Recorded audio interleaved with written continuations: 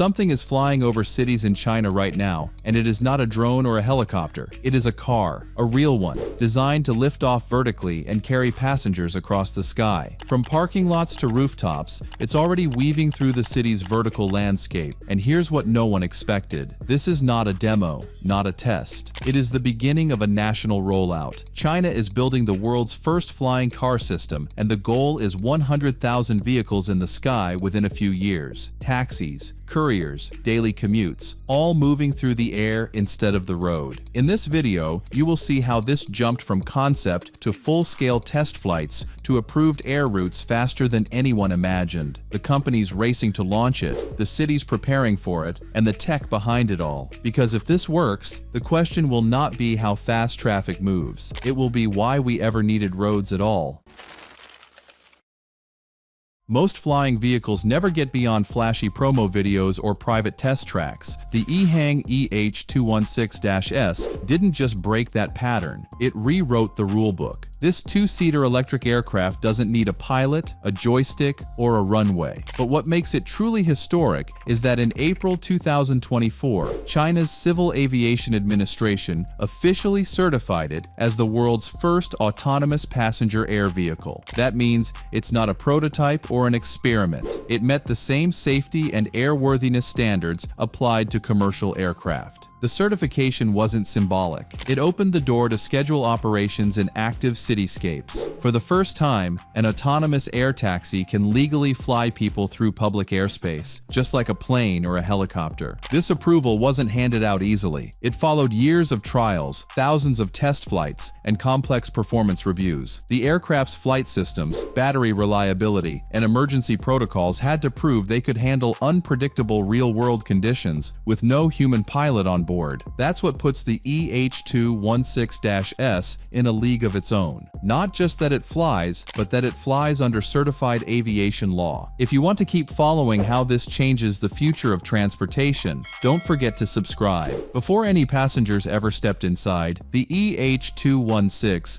spent years in the air, not for show, but for proof. It started in 2016, when E-Hang revealed a prototype that looked more like a science experiment than a vehicle. It was small, electric, and completely pilotless. Most people saw a concept. E-Hang saw a future. By 2019, the aircraft was flying across cityscapes in Guangzhou, Seoul, and Vienna. These weren't just one-off demos. They were trials under real conditions. Each flight tested something different: altitude response, wind stability, battery life, obstacle detection. The vehicle had to adjust to unpredictable environments without any human control. Over several years, E-Hang completed over 40,000 test flights. No other company in the space came close. And these weren't simulations tucked inside research labs. They were public flights, often with observers and government officials watching. Every data point fed back into the system, improving how the aircraft navigated, responded, and landed. E-Hang wasn't chasing headlines. It was building history, one flight at a time. While other companies focused on marketing clips, E-Hang was building flight hours. So by the time certification arrived in 2024, the aircraft was ready. And more importantly, China was ready too. Turning a flying car into reality is one thing. Turning it into a transportation network is something else entirely. In China, that second step is already underway. City planners, aviation regulators, and tech companies are working together on something called the low-altitude economy.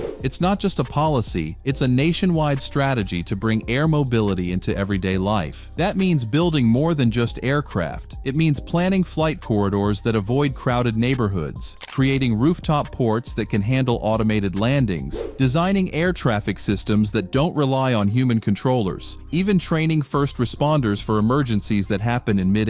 In places like Hefei and Shenzhen, the changes are already visible. New construction projects are including takeoff zones. Transit hubs are being redesigned to connect directly with aerial taxi routes. And local governments are offering subsidies and fast-track approvals to companies that meet national safety standards. This isn't just future-proofing, it's real-time infrastructure for a real-time industry. While other countries are still debating what a flying car should be, China is designing cities around the fact that they already exist. Before you even lift off, the system has already done the work. It has scanned the sky, checked the weather, reviewed nearby routes, and prepared the safest path forward. You won't hear it running calculations. You won't see the hundreds of micro adjustments, but they're happening constantly. The aircraft doesn't rely on a pilot or remote control inside the vehicle, but each flight is supervised by a ground control system that monitors real-time conditions. Instead, it uses an advanced navigation platform built to understand current conditions. It reads its environment through sensors and cameras positioned around the body. It knows where it is, where it's going,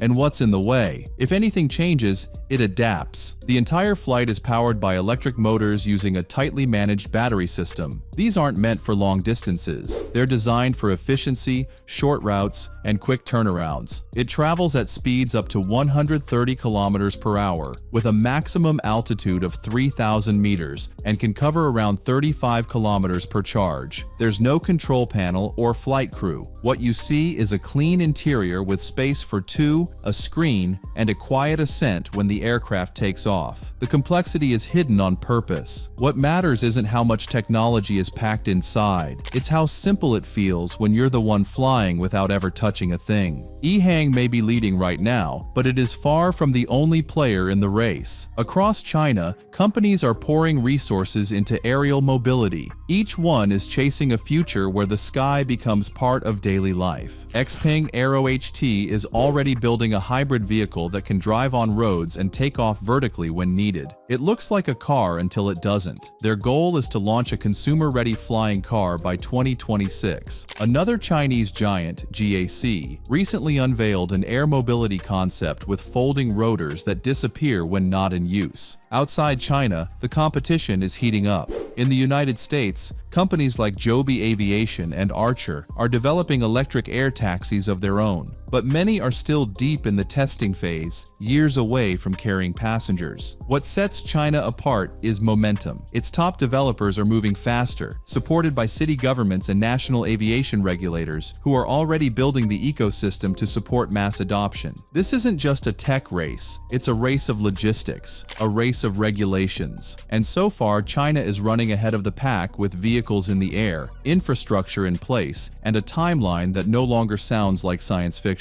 What's happening in China is not just progress, it's acceleration. While other countries explore flying cars through lab models and limited tests, China has already crossed into something different. It's deploying them. In the United States, companies like Joby and Archer are testing electric air taxis, but most of them are still years away from carrying passengers. Airspace rules are complicated. Certification is slow. Even basic infrastructure is still in early planning. These projects feel like they're aiming for the next decade. In Europe, things move cautiously. Safety frameworks are being drafted. Test flights are taking place, but the public is not boarding yet. In China, the shift is already visible. Aircraft are lifting off. Tourists are boarding. Local governments are integrating landing zones into urban design. The Aviation Authority has issued full passenger approval. This isn't happening on its own. It's coordinated, funded, and moving forward with a clear timeline. That timeline matters, because the longer the rest of the world debates, the more ground China gains in the air. The transition is underway, quietly, systematically, and no longer on the ground. This isn't just a glimpse of tomorrow. It's a system already reshaping the everyday.